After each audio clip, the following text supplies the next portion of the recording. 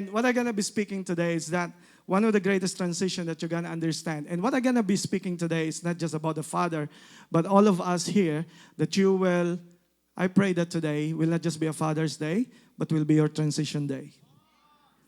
I pray that something will transition in your life in a very dynamic and radical way. And I pray last night until morning, praying for you that you will discover His love today. But before I go on, I just want to clap our hands for that production of the A-Kids. You ruined my heart. In a good way. In a good way. Alam ko hindi nagkataon yun kasi I don't want to be emotional, but I will try. That's part of aging, all right? But the thing is, hindi nagkataon na yun ang pinili niyong song kasi I will never forget. Some of you know my story. But the thing is, it's the song that has been played when my dad passed away. So that's why when they are performing it, I go, oh, my dad is cheering me up in heaven. And hindi nagkataon din na si Cloud ang nagsalita. It's because my dad is telling me, I know that He's in heaven, and He's telling me, I have not given up on you. Look at you. You are now a changed man, and now you have a son, and now you understand what I have done to you. Later on, I'm going to tell you the story of what happened to me and my dad.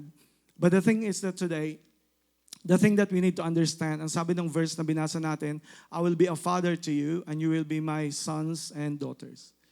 The thing that we need to understand today is that specific si God na sinabi niya, I will be a father to you, and you will be sons and daughters. Can all the sons lift your hand? Lahat ng mga sons, okay? Yeah, come on, lift your hand. Lahat ng mga daughters, lift your hands. Now here's the thing. The first thing that God has addressed us is addressing us as sons and daughters, not as father. Will you agree with me that not everyone is a father, but everyone is a son, and everyone is a daughter? Do you agree? Hindi lahat tatay, pero lahat tayo dito ay anak. Okay. So that's why when God said this, one of the greatest thing that God wants you to transition is for you to discover Him as a father. And it will only start if you will realize and fully admit and fully embrace that you are His son and you are His daughter. Why? Because if you want to heal the father, is there anyone here na may father na hindi kayo perfect? Kasama ako doon. Lahat tayo right. Walang perfect father. May mga father na nagkamali. And that's the thing that happened. But the thing is, ang healing, listen to this, the healing will start of being a son and a daughter. If you want, fathers, listen. If you want to be healed as a dad, you're gonna heal the son in you. I say that again. If you want to heal the father, you're gonna heal the son in that father. Not the actual son, the son in him, the child in him. If you want to heal a mother, he got to be healed as a daughter. Why? Because some of us, this letter is given to the book of Romans, which is a very wealthy church. Corinthians is also a wealthy church. But God had addressed them. There's something that you need to transition very carefully. And most of us is the same way with people in Rome and people in Corinth, that they are already in the church, but they have not fully embraced who they are in the sight of God. They have not embraced fully who they are as children of God. And that's why God said in this word, sabi niya, for you have, sabi ng verse, you did not receive the spirit of bondage again to fear. Ang word niya, you did not, God is addressing a thing in us. Sabi niya, parang ganito, wala akong binigay sa inyo na spirit of bondage to fear. Alright? Ano yung spirit of bondage? May binabalikan tayo na hindi pa tayo fully nagta-transition. Most of us, nasa church na, but still, hindi pa rin tayo mag-transition of being really a child of God. Even it goes a long way. Some people even become leaders of the church. Some people even become pastor of the church. Some people are worshiping. Some people are worshiping. But God is saying, hey, have you addressed something in your life? Why you are back again to that spirit of bondage again in your life? Well, here's the thing that you're going to be realizing today. Everything that happens in us being a child has a straight connection of how we treat and deal with our God the Father. Right? So that's why today, if you want to know kung kailangan may ma-discover kayo, is more than just knowing you are a servant, as a leader, or whatever. Kailangan ma-discover mo in your life that you are a child of God. That you have a loving Father. But the thing is, in our life, all of us, is that we have a deficiency. We have what I call a love deficiency. We have a father deficiency. Why? Because even psychology and psychiatry is that even in the studies, it says that whatever we experience as a boy, as a kid, as a daughter, as a girl, has a direct effect on how we treat our father today. The Bible speaks about it, and God called it that spirit of bondage na sinabi dun sa verse, you did not receive the spirit bondage again. Ang spirit of bondage is actually the orphan spirit. Anong orphan spirit? Orphan spirit is that if you are acting as if there's no father. An orphan spirit as if you're acting that the father that you are serving is not concerned with you. Saan galing yon? Your experience with your dad. Your experience with your papa. Your experience, and it goes along. Pasapasa yon. And unless may someone na magpabago sa Diyos, doon lang mapuputol ang cycle of that thing of a bad experience. Now, I am not saying that lahat ng mga may experience na hindi okay sa father is that nagiging nagte-turn out na masama. I'm not saying that. I have seen people na kahit may bad parents or negligent parents, but I have seen them paano sila mag-rise up at naging responsible sila. But what I'm saying is this, but I have discovered that those people, they have dealt with the matter, with the issue, with that kind of spirit, na kaya nila mag-transition, na sinasabi nila na pwede ako baguhin ng Diyos. Na I'm no longer an orphan. Here's the thing, I believe in many churches today, churches are becoming an orphanage. What does it mean? We live we have no father. Saan galing yon? Yung orphan spirit. How can I say that you have an orphan spirit? Paano ba nalalaman sa Bible na ikaw may orphan spirit? How about this? You live like you always are seeking for approval of men. Bakit? Kasi maybe nung bata ka, hindi ka in-approve ng tatay mo. Maybe you haven't received a word of blessing to your dad. Hindi ka pinagsabihan. Ang nadidinig mo palaging criticism. So lumaki ka, hanggang ngayon, kahit leader ka na, kahit businessman ka na, even at age na, come on. Hanggat hindi nag-heal yung boy in the inside, hindi mag-heal ang father on the outside. The thing is, if you have an orphan spirit, is this, meron kang klase ng fear. Ang sabi nyo sa word, and you have not received the spirit of bondage, take to the word again. May napansin kayong word again. Ito yung spirit na pwedeng pabalik-balik sa'yo. Pwede yung spirit na napagtagumpayan mo, na-save ka na, tinanggap mo na si Jesus, and still, you're acting sometimes as if you have no father. For example, provision na lang. Hindi tayo makapag-depend kay God. Bakit? Kasi lumaki ka na palaging wala. And hanggang ngayon, ang mindset mo, siguro pababayaan ako ni Lord. Siguro hindi siya father. Hindi natin masabi because we are not addressing it. The spirit of bondage is there, the orphan spirit. Mayroon kang klase ng fear. Ang sabi ng word again, ang sabi ng word, may fear. It creates fear. Alam niyo kung meron kang orphan spirit, you fear rejection. Why? Because you have been rejected. Or the other way around. Yung fear of rejection is hindi lang fear of rejection, but fear of may nilulong ka palagi na ikaw ay mahalin ng tao. Here's the thing, pag ang bata ay deprived ng love ng parents, especially love ng tatay, hahanapin niya yung love na yun sa kung saan-saan. You will look for that love in wrong places. You will fall into different relationship. The thing is, here's the thing. You gotta understand it. Your heart is aching. But do you know why it's aching? But the truth is, your heart is aching for a father's love.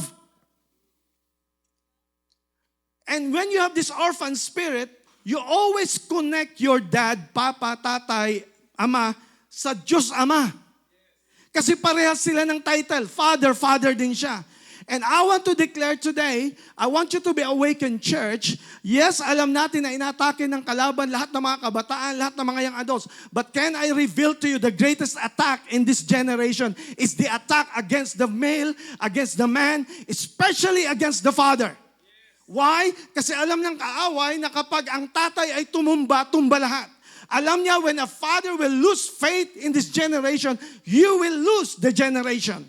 And that is why I want to declare today, in this time, that we're gonna address these things. What is the spirit of bondage, the spirit of fear? May fear ka, even to the point, may fear ka na mahalin ka ng tao. You always reject love from other people. There's always, believe this saying. Saying is, those people who reject love need it the most. Pero saan galing yun? It's because you have been deprived. Your father may be an absentee father. Lumaki ka, na iniwanan ka, and you feel, even though hindi mo pinapaabot kasi iba si God the Father, but there are so many instances in your life that you are doubting the love of the Father is because of that. And when you are having this orphan spirit, even you become a leader, you act as if you are a slave. What does it mean? You have to perform and perform and perform to receive acceptance. Kung kailangan mo, ibalat kayo sa sarili mo, position, title, wealth, riches, position, popularity, but deep inside, you are just a boy, you are just a daughter who's longing for the Father's love. And that's what God is addressing today. He is saying to you, you have not received this spirit of bondage again to fear. Hindi yan galing sa akin.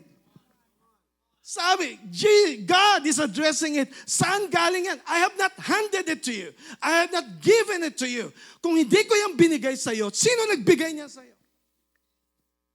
At kung sino nagbigay, bakit mo tinanggap? Because here's the thing, you cannot feel a loser if you will not allow it. Everything that happens to you is with your consent. Binigyan ka, alam nga naman mali, tatanggapin mo. You have the right, you have that heart na pwedeng may nag-offer sa'yo, sabi mo, no thanks. And I want to declare today that all of us today in this house, finally you realize what the enemy is doing over your life, and you are saying, whatever the enemy or spirit of bondage is offering to you, you are saying, no thanks. I am not receiving it because I already received something from my Father. And I want to declare today in the name of Jesus that this orphan spirit in your life will be fully addressed, you will fully arrest it, and you will fully get out of it. Here's the thing, if you have this orphan spirit, kung paano tayo pinalaki ng tatay natin, that will reflect in us. Even myself, I'm not excluded in this. Sabi ko nga sa inyo, not everyone is a father, but everyone is a son and a daughter. Nung hindi pa save ang father ko, and I want to declare this not to put shame on my dad. I love my dad. I love my papa. And the thing is, of course, hindi pa siya Christian. I have experienced all kinds of things na hindi ko dapat ma-experience. I want to be honest, I want to be vulnerable with you. May mga times na lumalabas yung anger ko. May times na, and I ask, saan galing yun? And I'm gonna kneel on my knee, I'm gonna kneel, and I'm gonna say, God, help me. Where's it coming from? And I find out that it's coming from undealt issue in my life that I have seen. Because I grew up in a family, lahat kami 8 lalaki, puro lalaki. Pinalaki kami to be strong. Bawal ang umiyak, bawal ang mag-quit, bawal, everything is just, come on. So patayo ng papa ko ng dojo sa katabing bahay. And kami magkakapatid, we're always competing with one another. Bawal maging, so ang disiplina ng father ko is, but my father at that time is not, hindi pa Christian siya at that time. Naranasan ko na iuntog ang ulo sa pinto. Naranasan ko yung, akala ko, tatagahin ako kasi hawak ni itak eh. Buti nilang na-realize na gaganon na sana siya. Pinaikot niya, pambira, lito lapit. Sinalo niya yung, and then ang pinupok sa akin yung handle. Pambira. Naranasan ko those kind of discipline, and I know. And doon ako nagtataka na lumaki ako na gusto ko ng ganito. Pag may inaapi ako, talaga magre-revolution ako, magkikipag-away ako. Sabi ko, saan galing yung anger na yun? Here's the thing. When you are raised by an angry father, yung lalo outbursts of anger, sometimes if you don't deal with it, it's still in you. And if you have grown for a father who is always keeping a performance check on you, lalaki ang bata na kailangan ko palaging i-approve si dad, kailangan ko abutin yung standard ni dad, kailangan ko ganito. And especially if your dad is an absentee father. At yung tatay mo, hindi ka lumaki, hindi mo siya nakita. And I want to tell you, ang greatest need ng sons and daughters is affirmation from his dad. But the thing is, today, sabi ni Lord, you have not received those. I declare today, one thing na pinakita sa amin ng wife ko is this, yung prophecy na binigay sa amin, father and mother. And I'm just amazed in a way na, Lord, in our house, there are so many orphans, young and old. Even those men who pretends to be strong. They are not just telling their story. And wala kang context ng pagpalaki ng anak kasi kinuha mo lang yung context ng paano ka pinalaki. And you are bearing the pain of showing it to your kids, and you're blaming yourself for it. Today, I want to declare freedom to everybody here in this house. I want to declare can I declare to you, God has not given you an orphan spirit.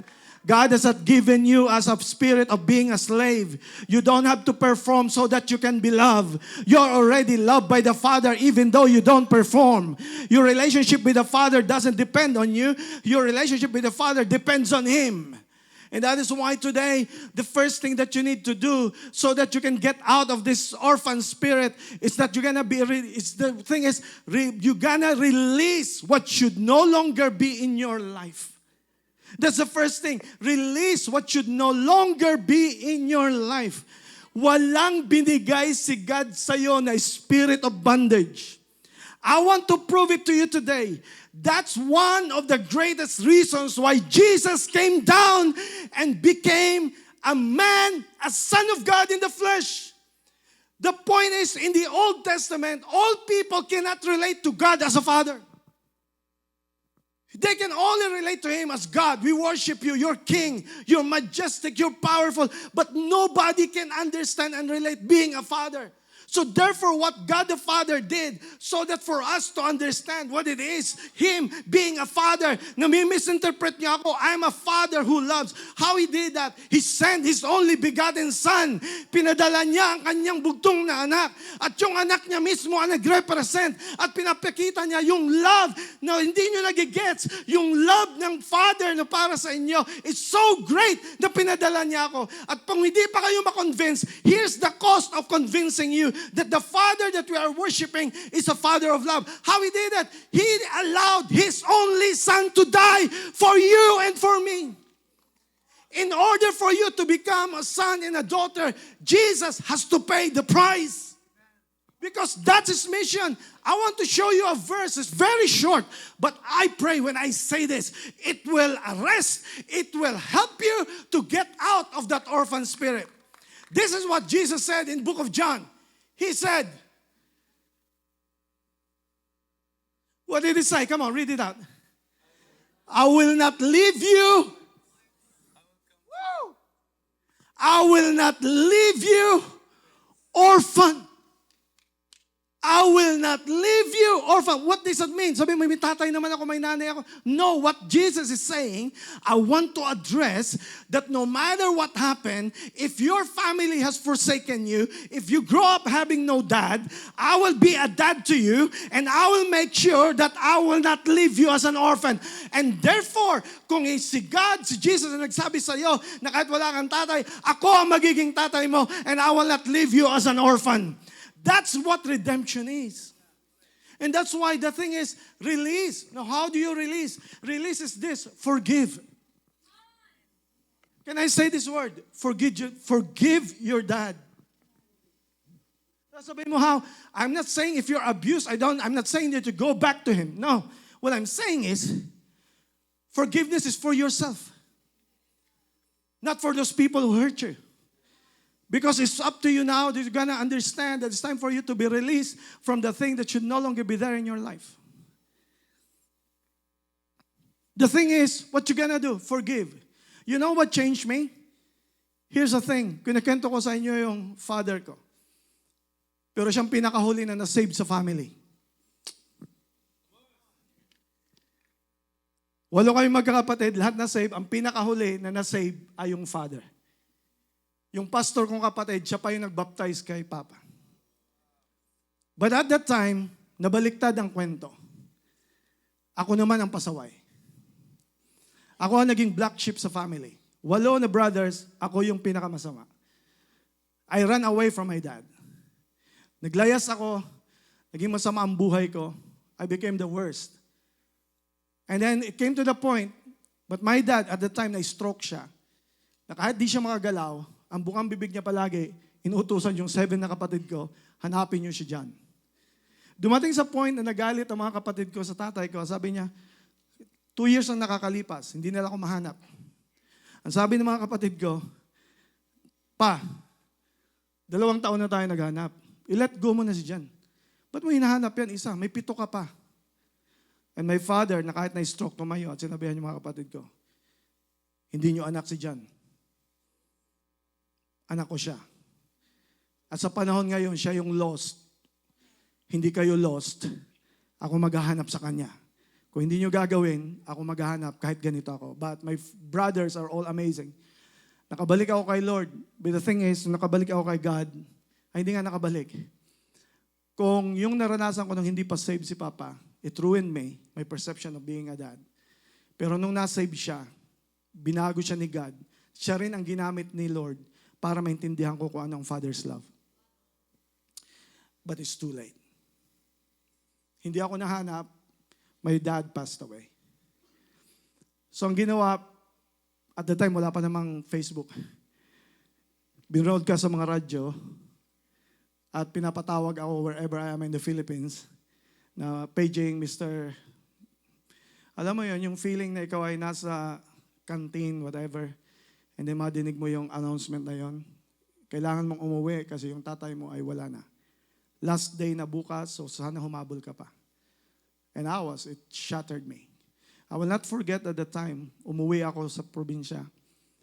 Last night ng burol. And I will never forget, habang palapit ako, people are saying, nagbubulong-bulungan, saying, yan yung black sheep sa pamilya, oh. Yan yung pasaway, oh.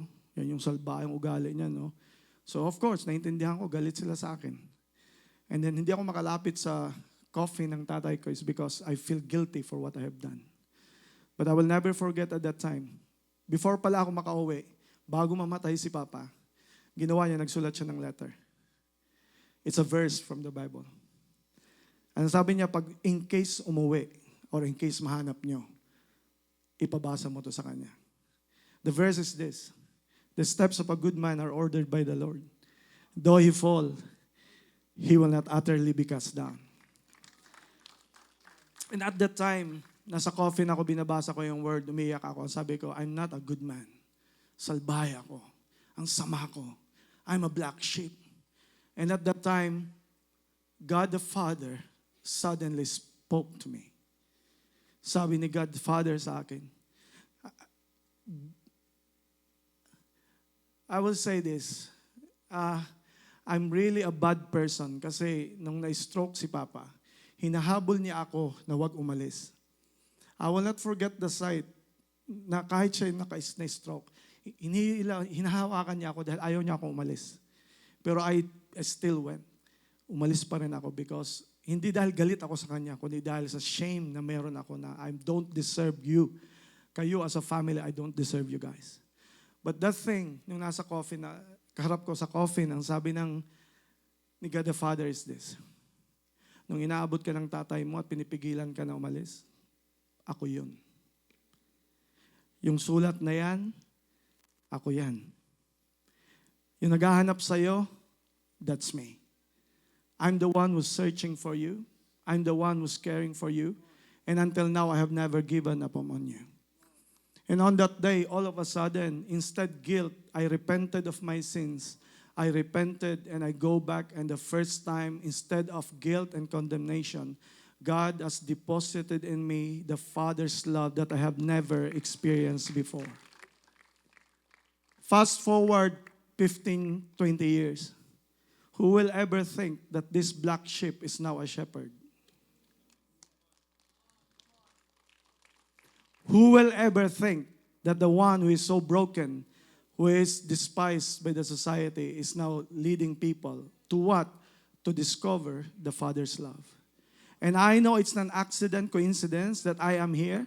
It's because there are a lot of people here. Lots of you has mask cover, but deep inside, you're aching for a Father's love. Now let me give to you the Father's love. The Father's love, He said is, I will not leave you orphan. You should not act as if you have no father. All this time, I am a father to you. All this time, I am caring for you. All this time, I'm always blessing you.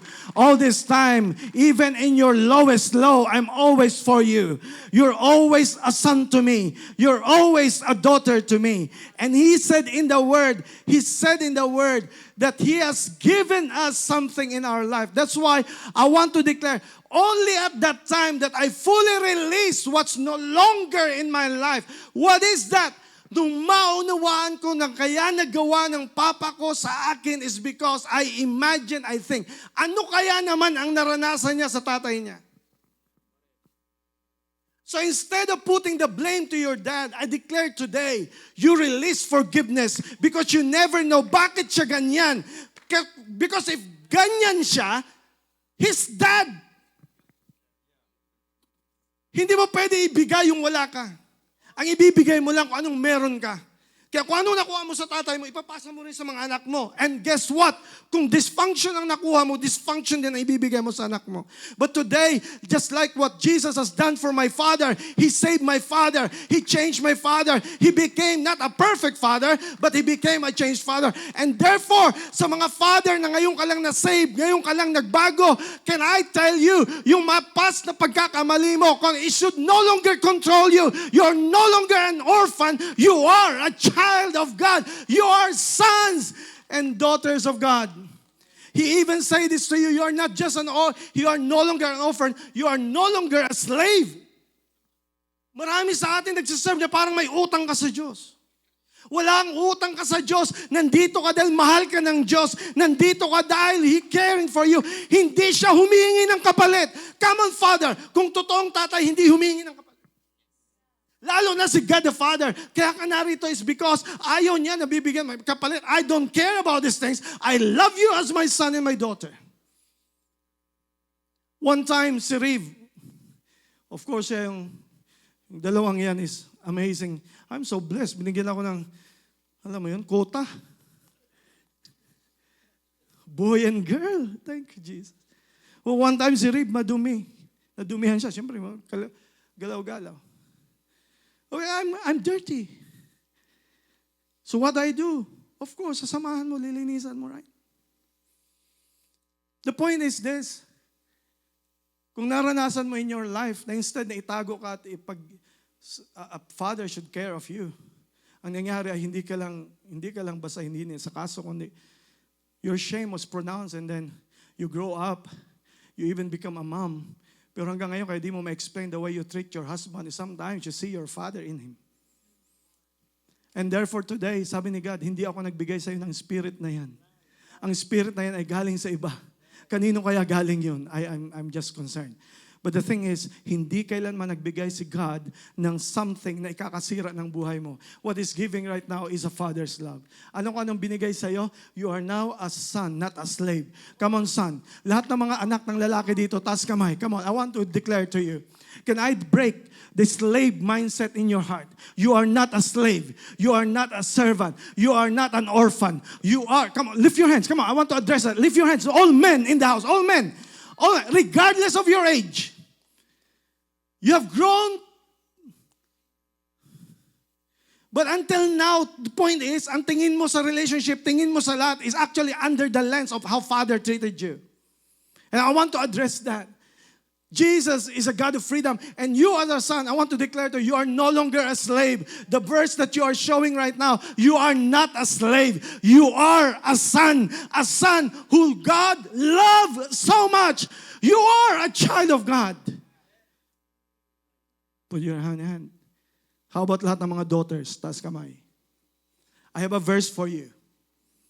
The verse is in Psalm 45. When I heard this, I want to declare this to you. Read with me. Listen, O daughter. Consider and incline your ear. Forget your own people also in your father's house. Pause. Bakit sinabi ni God, daughter, makinig ka. Leave your father's house. Anong gusto sabihin? Hindi yan sinasabi na lumayas ka sa bahay mo. What God is saying is this, yung identity mo ay hindi na dapat kung anong nangyari sa family mo.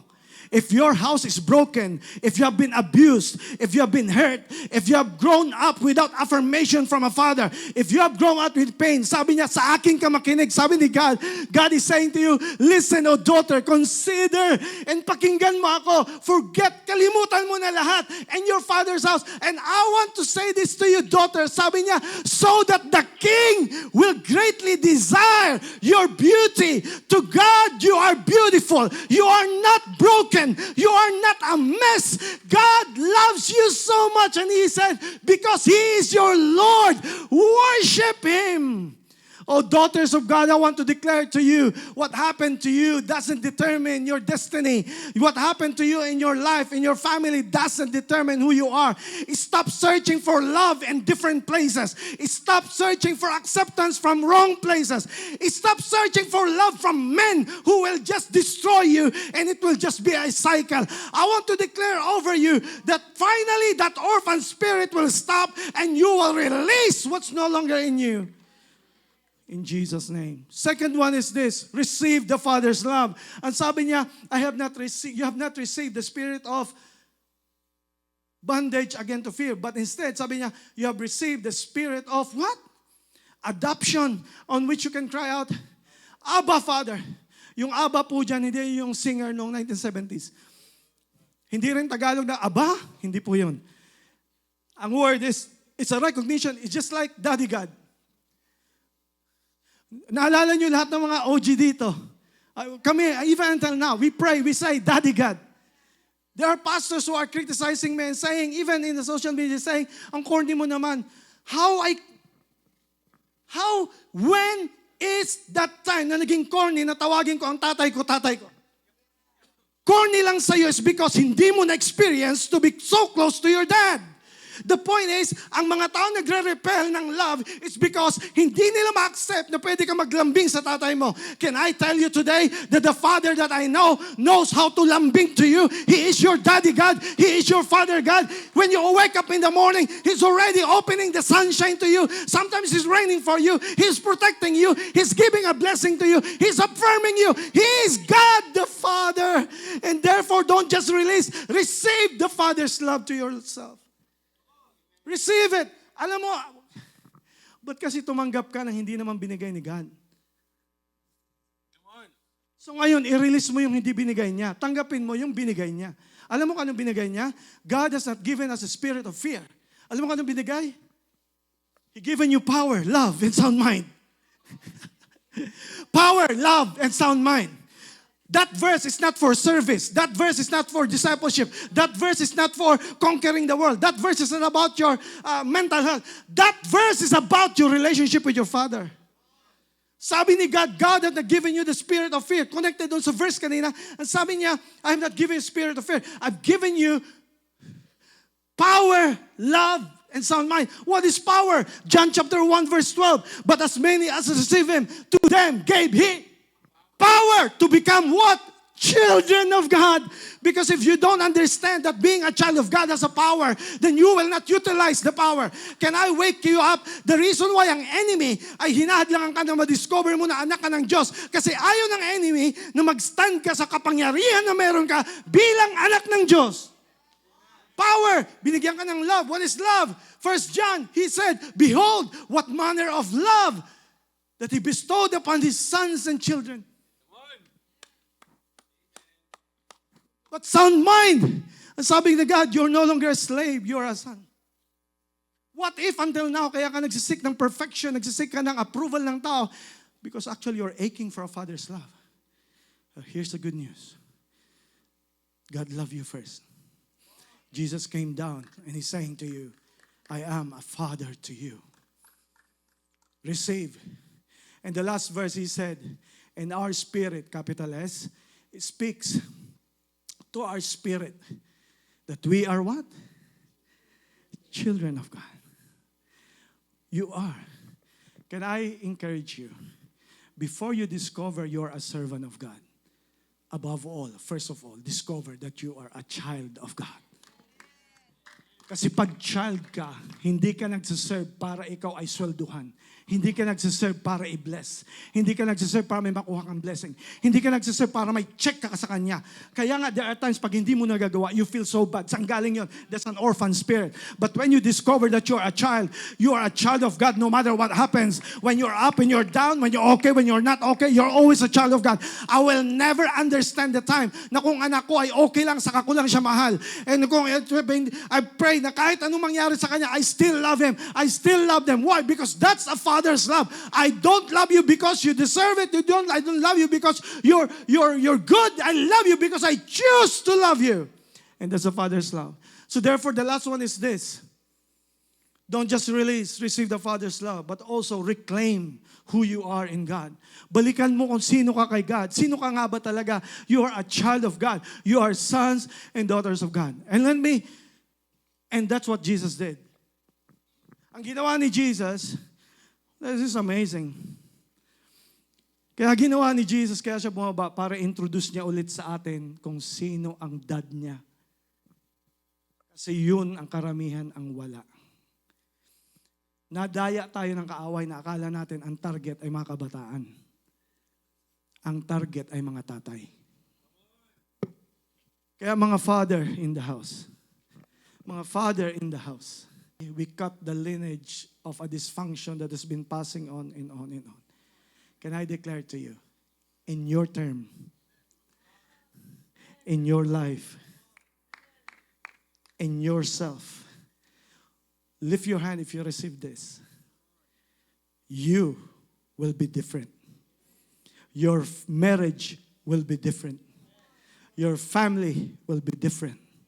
In the name of Jesus, you are a son. You are a daughter. Now, bakit na sinabi ni God for the Spirit, give us a spirit of adoption? When I researched this, it really blew up my mind. Sabi ko, bakit kinumpare ni God hindi sa pagiging born again, kundi adoption? Sa atin sa panahon ngayon, adoption. Right? Alam nyo ba, at that time, mas powerful ang adoption kaysa sa... Sabi nyo, why? How? How come it's powerful? Here's why it's powerful. Because adoption is by choice.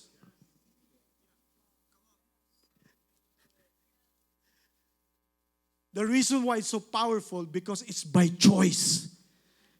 Not by birth, but by choice. Put it in the Father's love.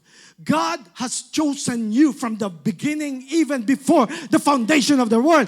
He saw you as a broken, sinful, rebellious, a rebellious child. But in spite of it all, He still chose you to become the children of God. He still chose you to become a son and a daughter.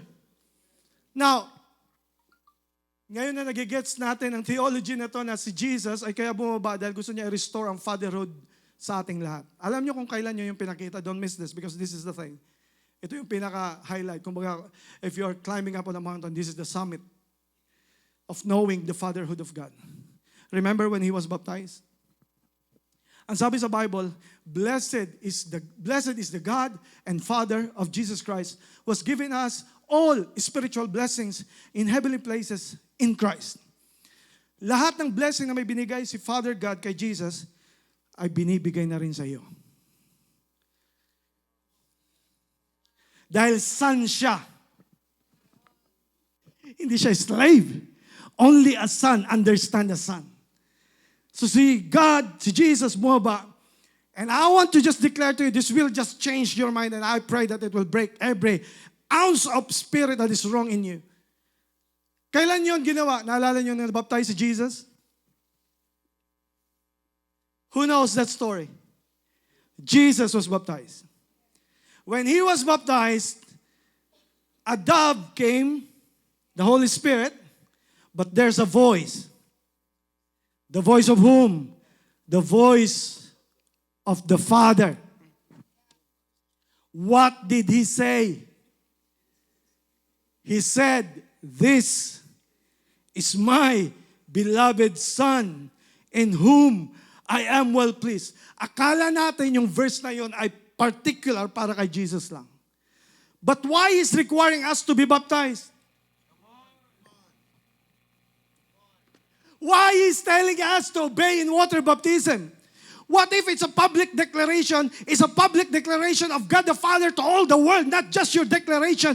God is showing to everybody. He is telling the world, just like what He did to Jesus. He is saying to you, hey world, hey Satan, hey generations, hey world, I'm telling to everybody, I'm not ashamed of my child. This is my beloved son. This is my beloved daughter, in whom I am well pleased.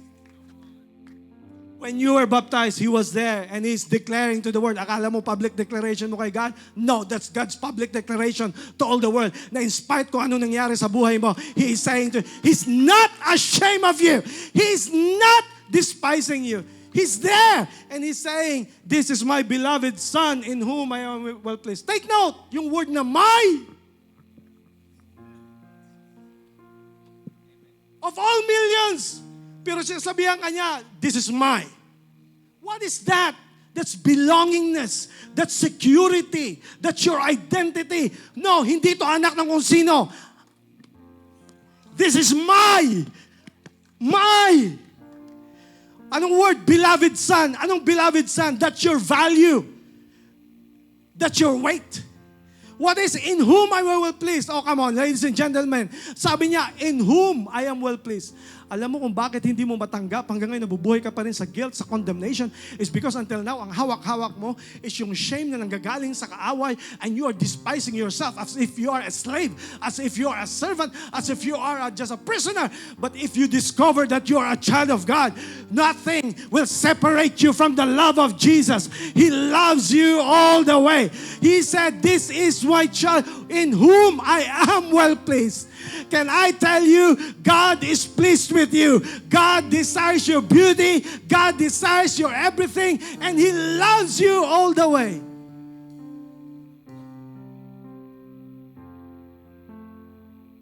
And so today, I want to declare in Jesus' name, I stand here as a son. But thank God, God has forgiven me and changed me. I am not perfect, but I can stand here that I don't have an orphan spirit. I don't want to pass that orphan spirit anymore. I want to be set free. Now also to you, I want to declare today, you will forgive your father. You will forgive your parents. If not, if you have an amazing parent, be thankful for them. Be praising God for them. They're not perfect. Why? Because they too are broken. Pero instead na magturuan tayo, kasalanan ni Papa kasi, kasalanan ni Mama. How about this? Pag-pray mo because they too have been broken, pinasapasa na lang. But I want to declare the mercy and the powerful grace of God. If that person, how God changed my father, He can heal any father in this house. And sons and daughters. How about like we're gonna do this? Is this? No one's looking at me. Just bow your heads.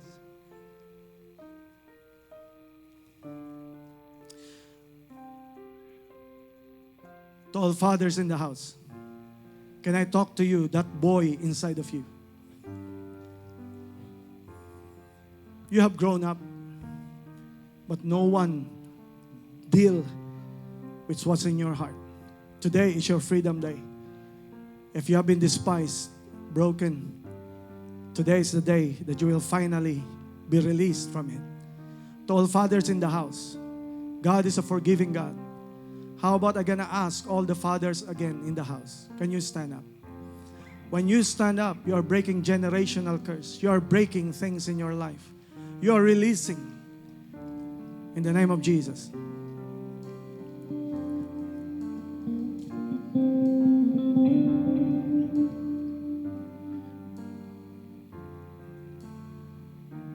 To all fathers in the house, can I request you as we're gonna sing the song? Can I just request you to come here in the front and then let's just do this thing of releasing you, of giving you the love of the Father. He's affirming His love to you. Come, fathers in the house, come, be with me. The love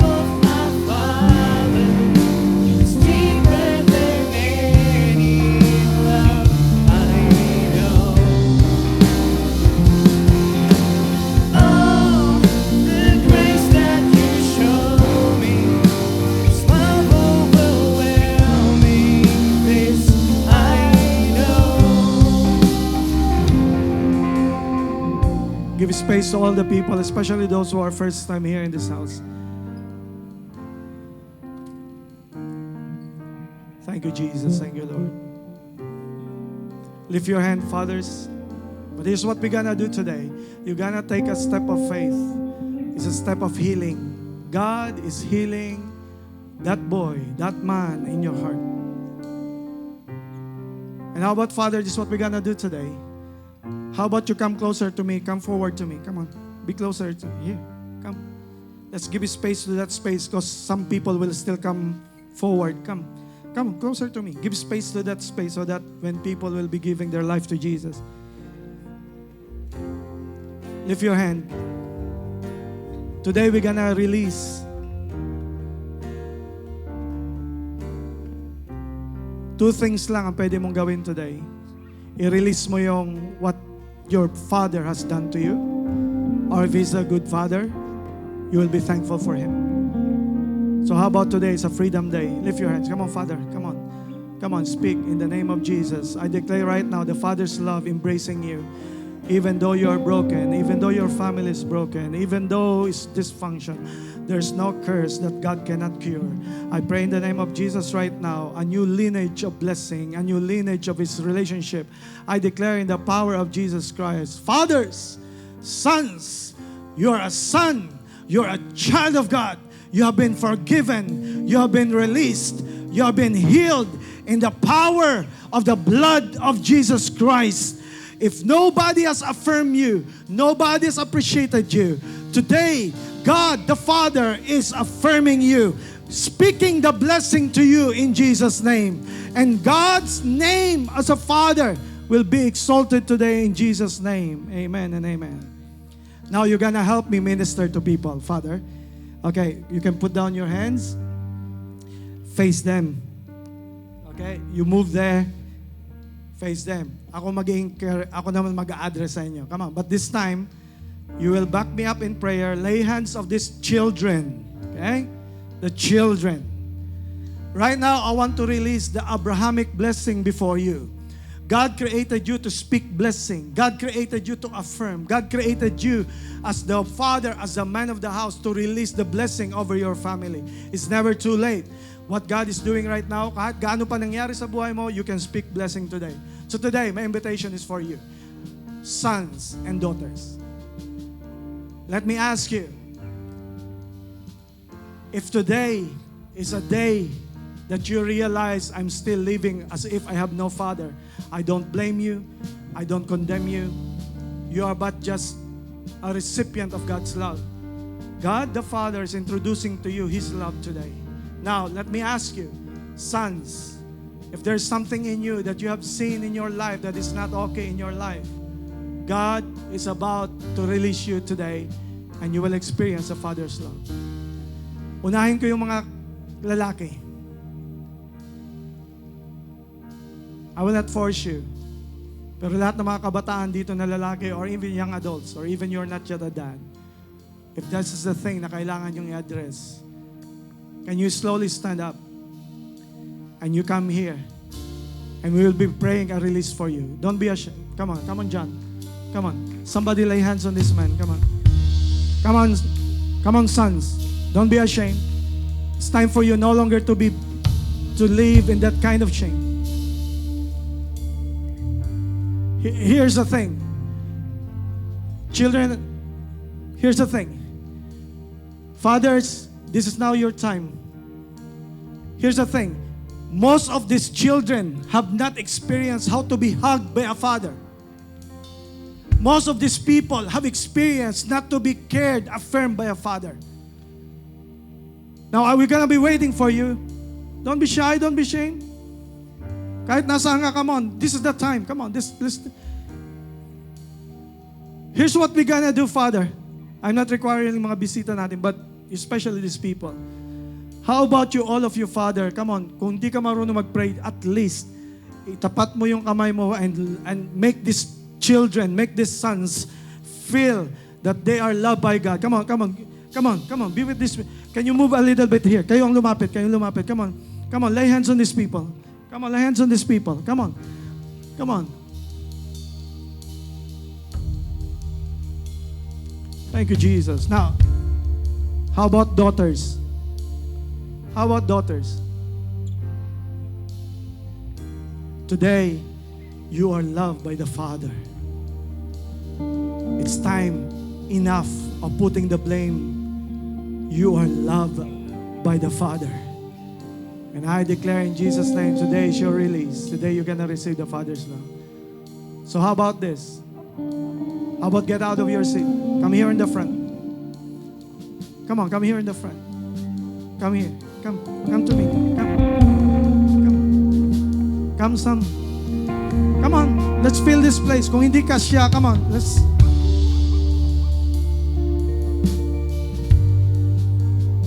Come.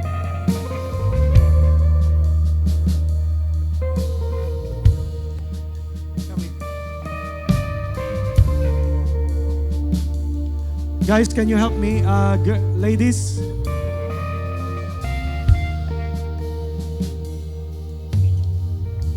Hey, Sam.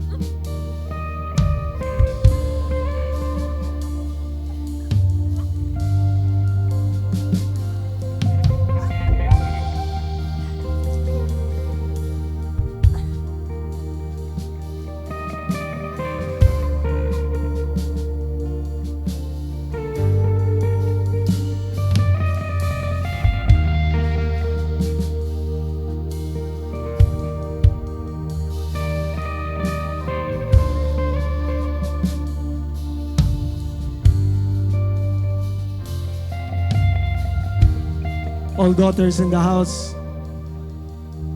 Can I call my wife? Dubs, can you come here for a while?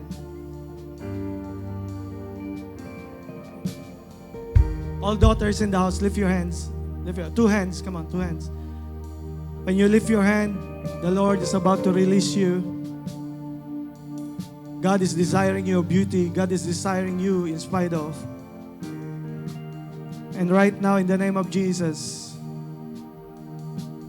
sa lahat ng mga nandyan nakaupo, pwede ko ba hilingin kayo tumayo po kayo? And how about you're praying for all the people here in this house? All daughters in the house, come on, lift your hands. How about today we release sons, daughters. Right now, I pray in the name of Jesus. Release. Lord, right now I release all the blame. I release all the imperfection. I release all the dysfunction. I release the hold of the enemy. I release the pain. I release, Lord, in the name of Jesus right now. Lord, I release, Lord, all of this pain in my heart. Lord, I'm not a victim. I'm a victor of you, Lord Jesus. Lord, I declare by the power of blood of Christ on the cross, wash away all my sins. Lord, right now, I'm living a mindset, a feeling that I'm not sufficient. Lord, today I am enough. Lord, I am loved by you. I am not broken. I am not dirty. I am your child. I am your son and I'm your daughter. Right now, in the name of Jesus, I pray for the power of Christ of the cross. Right now, everybody in this place, you will be baptized by the love of Jesus. The water of His love washing away all your guilt. The Father's love is embracing you. The Father's love is healing you. He loves you. And right now, in the name of Jesus, I declare right now the release. Now something has started. Something has transitioned in me. Now I am no longer an orphan. I am no longer a slave. I am a son. I am a daughter. And therefore, Lord, in your name, we lift you up, Lord, in this place. In the name of Jesus. Now I'm gonna close this prayer with all those visitors in the house. Kung first time nyo po rito, you can become a son and a daughter of God. Paano? By accepting Jesus Christ in your heart. I'm gonna pray a prayer of accepting Christ. And this is what the prayer. And you can pray with me. Here's the prayer.